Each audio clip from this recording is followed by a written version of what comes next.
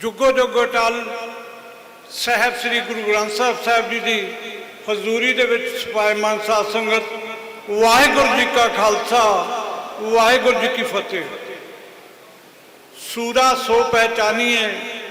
जो लड़े दीन के हेत, पुरजा पुरजा कट मरे कबू न छाड़े खेत। गुरबाणी का फरमान है गुरु साहब का कि सूरमा वो हुंदा है जिहड़ा मैदान दे विच पुरजा पुरजा कट के शहादत का जाम पींदा है, पर वो मैदान नहीं छड्डदा। वो जो उन्हें अपना जिंदगी का अपने संघर्ष का जो निशाना मिथ्या हुंदा है, उहदा मरदे दम तक उहदे उत्ते पहरा दिंदा है। भाई परमजीत सिंह जी पंजवड़ खालिस्तान कमांडो फोर्स के जनरल, बिल्कुल उस सूरा की जो पहचान, जो उस सूरे की डेफिनेशन गुरबाणी दे विच दसी है,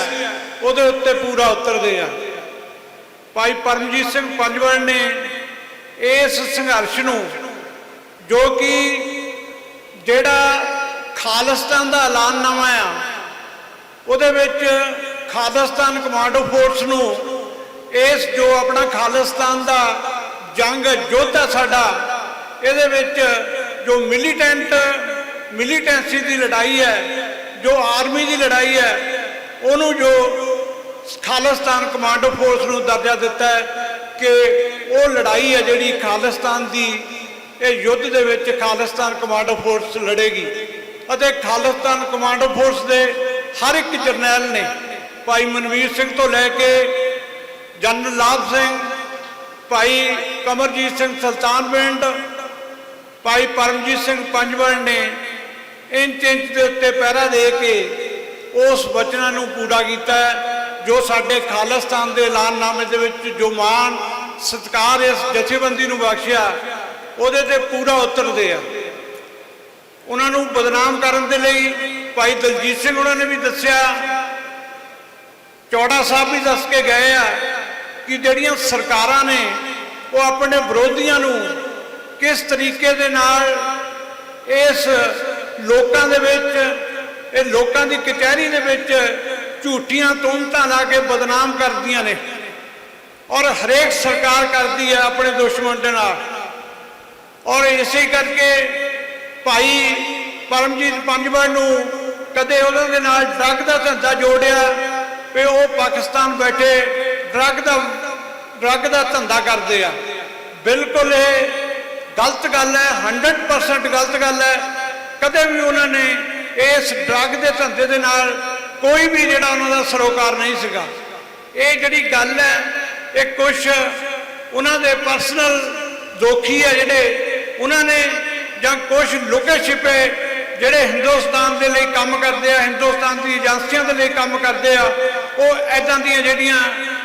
घटनावां ने, इदां दे जिहड़े काम है वो जोड़ देंदे ने, जिद्दां भाई परमजीत सिंह पंजवड़ दे नाल ड्रग का मसला जोड़ दिता गया है। भाई साहब ने कदे भी अपनी जिंदगी दे विच इदां दा काम नहीं किया। पिछे जे गुरमीत सिंह पेंकी ने अते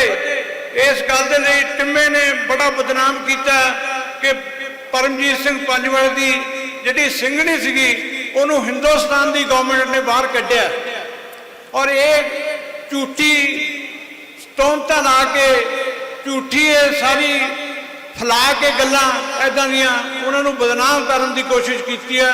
मैं इस गल का गवाह हाँ कि उन्होंने हिंदुस्तान की सरकार ने उन्होंने बहुत अपना जोर लाया ताकि वो उन्होंने चुगल दे विच फसे रहन। बहुत औखे समय के नाल असीं उन्होंने इत्थों कढ़ के पाकिस्तान लैके गए, पाकिस्तान तो जर्मन गए, और जर्मन जाके उन्होंने असैलम अपलाई की तो उत्थे पक्के बन गए। जो कि बड़ा अफसोस है कि पिछले साल वो भी इस दुनिया के फानी संसार तो चले गए हैं। सो मैं ये गल आप जी के नाल करनी चाहना कि ये बदनामियां जो हिंदुस्तान की गवर्नमेंट ने साडे संघर्ष नूं, खालिस्तान के संघर्ष के लिए कीतियां ने, जो बदनामी है जिहड़ी उहदी लीडरशिप के लिए की है, ये सारा कूट प्रचार का धंधा जिहड़ा ये एजेंसियां दे बंदे कर रहे आ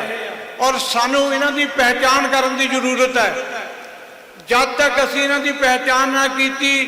असीं संघर्ष का भी नुकसान करते रहांगे और संघर्ष नूं जिस तौर तरीके दे नाल उन्होंने पूरा जोरों खरोश के नाल चलाया असी उस तरीके नाल नहीं चला सकांगे जे ऐदां दे लोकां दी पहचान असी ना कीती। सानू सारिआं नूं जो कौमी साडे जरनैल ने जिन्हां जरनैलां ने वक्रियां वक्रियां जथेबंदियां दे विच रह के जरनैली दा रोल निभाया सानू ये आवाज़ उठानी चाहिए है कि अकाल तख्त तो उन्होंने शहीद डिकलेयर किया जाए सारिਆਂ ਨੂੰ और उन्होंने की जी तस्वीर है वो अजायब घर लाइया जान। ये गल आपां नूं करनी चाहिए है ताकि आप उन्होंने नक्शे कदमां दे उत्ते चलते हुए जिहड़ा एक काम है आने वाले समय दे विच खालिस्तान नूं आज़ाद कराउण दा वो कर सकीए। खालिस्तान देखो खालिस्तान के लिए लड़ाई करनी वो तां ही आज़ाद हो सकता जे आप मरदमशुमारी उसकी रायशुमारी कराई जाए भी कौन कौन बंदे खालिस्तान चाहते हैं किहड़े नहीं चाहते। ये जिहड़ा काम है ये UN आ जिहड़ी वो अपनी रहनुमाई दे विच कर सकती है और साडी आवाज़ है दल खालसा कदों दा ही कई सालों तो इस गल की मंग करता आ रहा कि पंजाब दे विच जिहड़ी रायशुमारी होनी चाहिए है लोकां नूं अपना भविख नूं तय करन दे लई लोकां नूं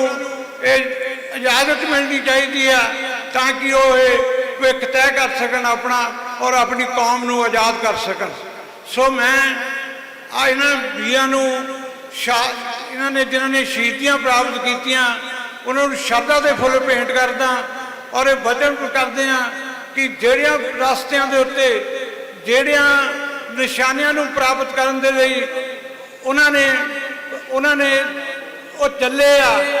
ਤੇ ਉਹ ਆਪਾਂ ਪੂਰਾ ਕਰਨੇ ਆ। ਜੇ ਆਪਾਂ ਪੂਰਾ ਨਾ ਕਰ ਸਕੀਏ ਤਾਂ ਸਾਡੀ ਜਿਹੜੀ ਸ਼ਰਧਾਂਜਲੀ ਹੈ ਉਹਨਾਂ ਦੇ ਨਾਲ ਕੱਚੀ ਰਹੇਗੀ। ਵਾਹਿਗੁਰੂ ਜੀ ਕਾ ਖਾਲਸਾ ਵਾਹਿਗੁਰੂ ਜੀ ਕੀ ਫਤਿਹ।